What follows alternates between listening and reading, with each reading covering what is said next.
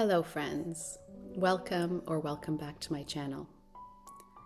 The biggest challenge I've faced as a mother is the amount of constant interaction, noise, and stimulus in my everyday life with 3 small children. As we now know, introverts' brains are wired differently than extroverts. It's like the volume is turned up to high. Having small children is chaotic, noisy, and overstimulating. Our brains, as introverts, naturally aren't designed for this task. I became a mother 9 years ago, and in that time, I've learned many coping strategies that have helped me, and I hope they can help you too. Once my babies were sleeping through the night, I would start waking up a couple of hours before anyone else. I will often sit in quiet contemplation, reading, knitting, or sewing.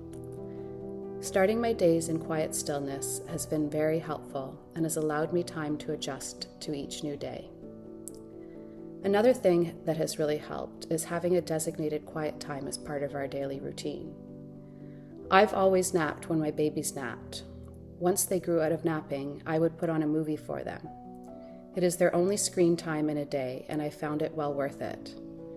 They look forward to the time cuddled up in bed together, and I have a quiet house in which to nap. My naps are non-negotiable, and I actually arrange my whole day around them. As the children have grown older, I have started napping while they play, and the need for movies has become less frequent. The acquired skill of napping in a noisy house is very useful. If you're not a napper, meditation, or even just sitting quietly by yourself is very soothing. I remember when my daughter was born and she was just a baby. She was my first child. I felt this pressure from myself to interact with her all the time. I think I had been reading a lot of things about how babies need that constant smiling and facial expressions and eye-to-eye contact and connection for proper brain development. And although, of course, they do, I had internalized that and put pressure on myself to be interacting with her constantly, which I found exhausting. And I'm not sure it would have benefited her that much more if I had just taken a lot of time holding her and cuddling her and not having that need to constantly be interacting. So if you're a new mom and you have a baby and you're feeling the same way, your baby doesn't need that. It just needs your warmth, your love, your presence. And of course you're going to smile at your baby, and of course you're going to talk to them, but it's not this constant pressure that you should be putting on yourself.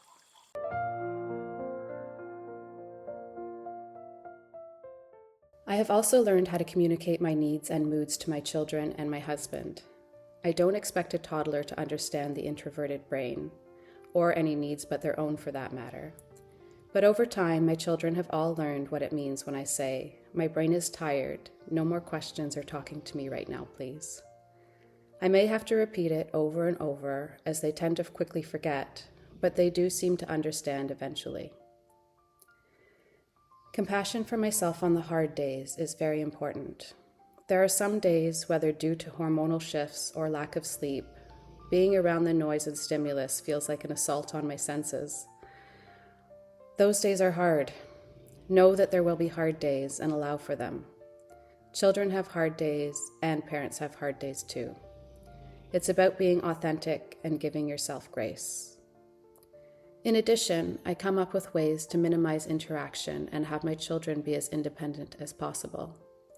Recently, I started putting a self-serve thermos of water out on the table in the morning to eliminate the amount of times I am asked for a glass of water during the day. Little things like that help a lot. Learning to keep our routines simple and small has also been a blessing. I used to think we needed to go out and participate in baby groups, homeschool groups, and parties. These events would often feel like a burden and would leave me exhausted and depleted. Now most of our days are spent at home in our quiet rhythms. When we do go out, it's usually for errands, or into nature, or over to a friend's house where the environment is more intimate and less chaotic. If you're looking for something to read, I found the book Introverted Mom by Jamie C. Martin very reassuring, viewing your personality as a gift to your family rather than a liability. If you're like us and you homeschool without any family support, you'll know that you never get a break. We considered hiring help at some stages, and for some, this may be the best option. For us, money was a factor in not going this route, and for some reason, it just didn't feel like the right fit for our family. I think because of this, we've grown a resilience. When we repeatedly expose ourselves to challenges, we build capacity and strength.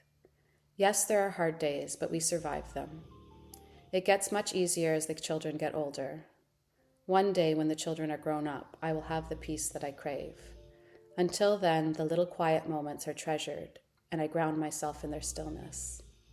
We love each other through it all, through the hard parts, the parts where I was wearing the construction, ear protection, especially when the kids were a little bit younger, when there was a lot of crying. I needed that. That's another good tip. You can get a pair of those, or just some smaller ones, I'm sure. But yeah, it's not easy. So if you're out there and you are feeling the struggle of the interacting and the noise and the demands and the lack of peace and quiet and your own thoughts, I see you, I feel you, and together we can do this. We have it in us, and we have the capacity to do whatever we need to do. It's there.